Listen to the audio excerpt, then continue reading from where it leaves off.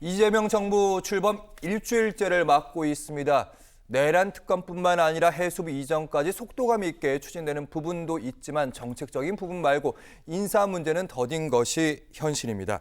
여기에 대해서 이재명 대통령이 국민 추천제, 국민이 추천하면 그 인사를 인선할 수도 있다 들고 나왔습니다. 진짜 일꾼 프로젝트 최현 평론가님 어떻게 보셨는지요? 사실 뭐 우려도 있고 기대도 있습니다. 그러니까 내란을 극복하고 새로운 정부를 출범하는데 인사가 만사라는 건 우리 국민 여러분께서 시청자 여러분께서 다들 잘 아실 텐데 그럼 어떤 사람이 적합한 인사냐라고 했을 땐 사실 굉장히 고민스러웠던 것이 사실 이 선거가 이렇게 빨리 치러진 것은 내란 사태 때문인데 그렇다고 해서 국민 통합에 관련돼서 고민 안 할 수 없는 부분이고 사실 상충합니다. 그렇기 때문에 그 인사가 어떤 정치의 본연인 조정하고 서로 이렇게 화합할 수 있는 인물이 필요한데 그 인물이 누구냐라고 했을 때 국민들이 다들 고개 끄덕여서 맞다, 이 사람 정도면 되겠다라는 인물이어야 하는데 이걸 어떻게 선택을 해야 되느냐 할 때 묘수를 생각한 것이 국민 추천제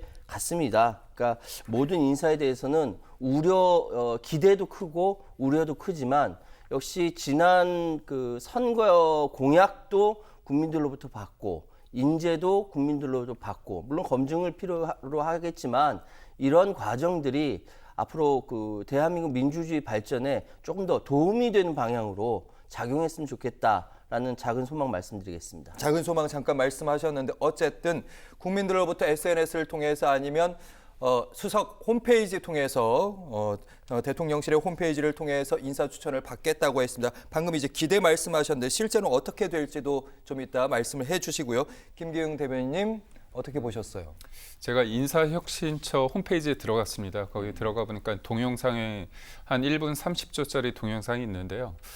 본인이 직접 추천도 가능합니다. 다른 분들도 추천할 수 있고요. 그래서 제가 들어보니 그 개인의 어떤 정보를 입력할 수 있게 돼 있습니다. 근데 많은 분들이 참여할 수 있다는 측면에서는 뭐 긍정적인 면이 있겠는데 이게 아주 새로운 건 아닙니다. 실제로 2017년도에 문재인 정부가 들어섰을 때 이 제도가 있었습니다. 근데 이 제도를 통해서 실질적으로 임명이 된 사람은 아무도 없었죠. 그렇지만 저는 이재명 대통령의 어떤 특징을 본다면 아마 이거를 좀 관철시키고자 할 겁니다. 지금 계속 얘기하는 게 이제 국민 주권 정부다. 이 부분에 대해서 굉장히 강조를 하지 않습니까? 그래서 본인의 임명할 수 있는 그 권한을 국민들한테 좀 돌려드리겠다. 추천을 받아서 자기가 그거를 관철시키겠다. 그래서 저는 분명히 이 제도를 통해서 실질적으로 임명되는 사람은 있을 거다. 그런 생각이 드는데요.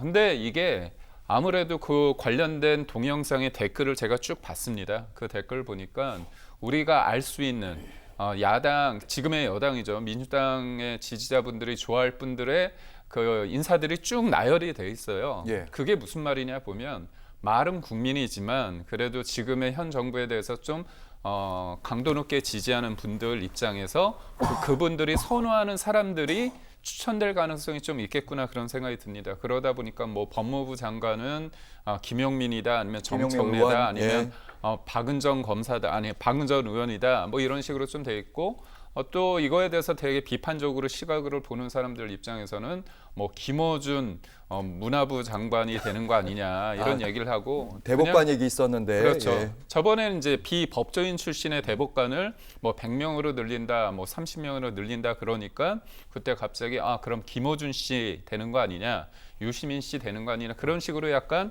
이거를 비판적으로 바라보는 쪽에서는 이런 식으로 좀 희화시키는 면이 없지 않아 있습니다.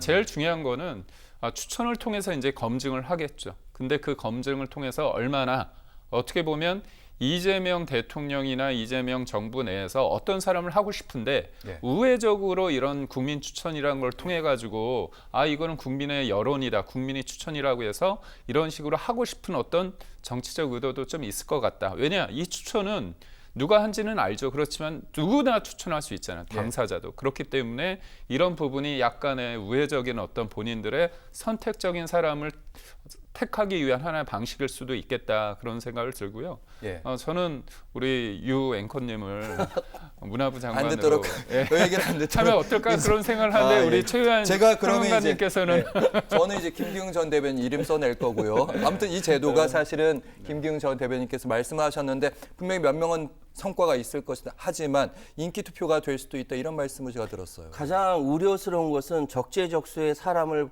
이렇게 추천하고 그 장소에 그 능력이 되는 사람이 가야 되는데 그것이 국정인데 자칫 방금 말씀하셨던 것처럼 인기 투표 형식이라든지 유력한 사람을 미리 내정해 놓고 뭐 공모라는 또는 이제 추천이라는 형식만 빌린 거 아니냐. 충분히 그럴 우려가 있을 수 있거든요.